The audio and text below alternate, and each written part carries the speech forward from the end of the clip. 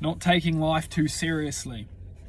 We can only take life seriously if we are attached to emotions. When we're attached to emotions, we have to take life seriously because we're experiencing that energy and motion. We're actually involved with that energy within that point of attention. So the infinite realm of existence is quantum. It has expansion for infinite possibilities, which is true to our heart. The true heart, the true love, the true divine self doesn't attach, it only resonates.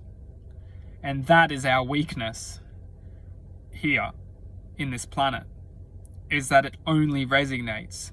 So if something or someone or some field of energy can conflict our point of attention, so can contain our attention, it can almost like a fishing rod casting it, like something like this. It's almost like a fishing rod grabs our attention and pulls it in towards us.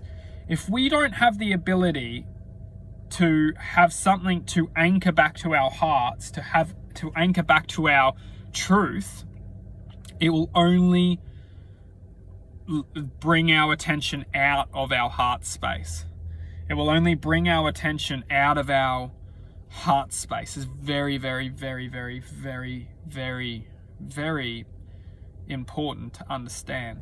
So what we must learn to do is learn to, somehow it can be done in lots of different ways, is learn to understand the difference between the heart's awareness and the mind's manipulative ways to draw our attention. And the attention is an infinite realm of possibility, an infinite unknown expression of existence.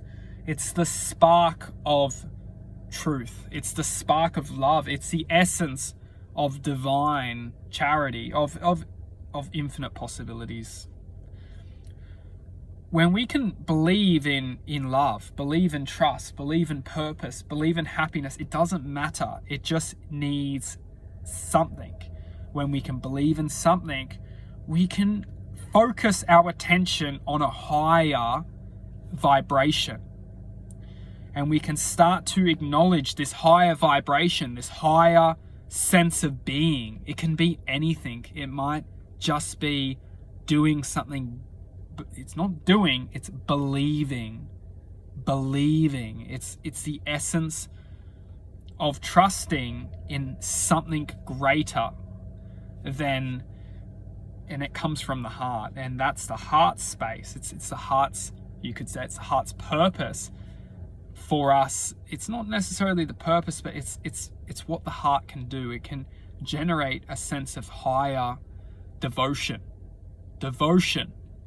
And then once we can source that, we can find something, we can start to see the difference between the fields of energy. We can actually feel it very, very strong, the difference between the fields of energy, because the mind is very sophisticated, and it's very sophisticated, and the mind knows how to lure our attention away from that in very sophisticated ways.